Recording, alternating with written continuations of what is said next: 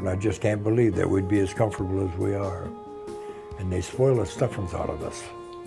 Take them out. Yes, we try. What I have seen is a renewed love of life. I've seen residents all of a sudden embrace life once again. That is because we're not telling them what to do.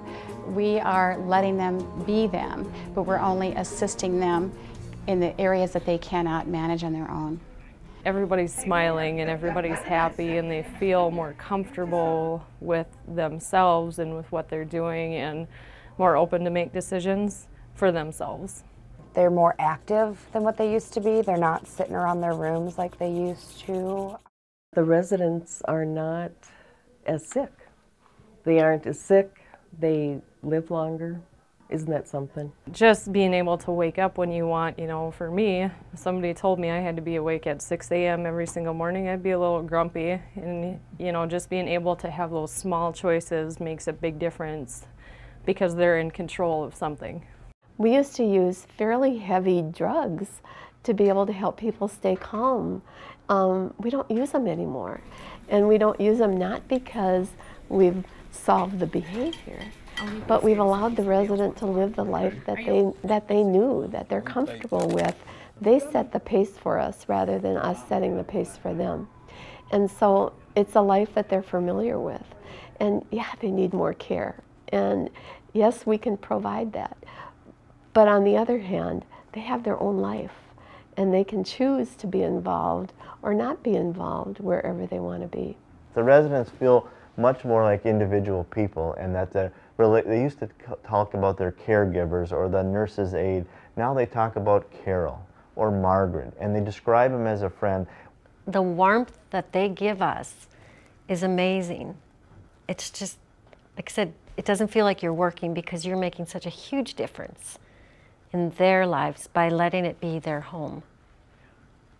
By letting it be their home. One day they were just visiting in a circle and they found out Mom and Dad never had a wedding.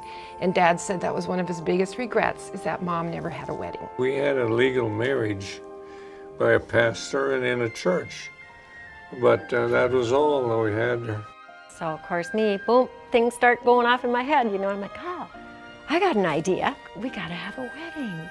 Yes. And you know, when Carol takes a hold of a thing, if she decides you're going to do it, you'll be doing it. I think we knocked their socks off when they came down. We had a minister here, their minister, and there was music, including champagne. The cake was beautiful. The most perfect, beautiful day. Everything was in bloom, and they come down in their electric wheelchairs, you know. So Mom, did you enjoy your wedding this summer? She was just gorgeous.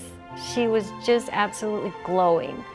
Do you remember what you said when the minister said, do you take Irv to be your wedded husband? She always says, I don't know, it's so sweet.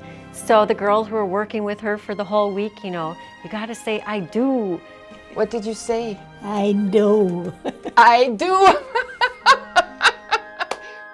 At the end he says, you may now kiss the bride. And of course she was just giddy and giggly and he was trying to catch a kiss. I don't know if he ever got one. I don't know. So I met the guy that cuts grass out here, maintenance man. He says to me, well, he says, Irv, wasn't it about time you got married? It was just something that would have never happened before because everybody chipped in.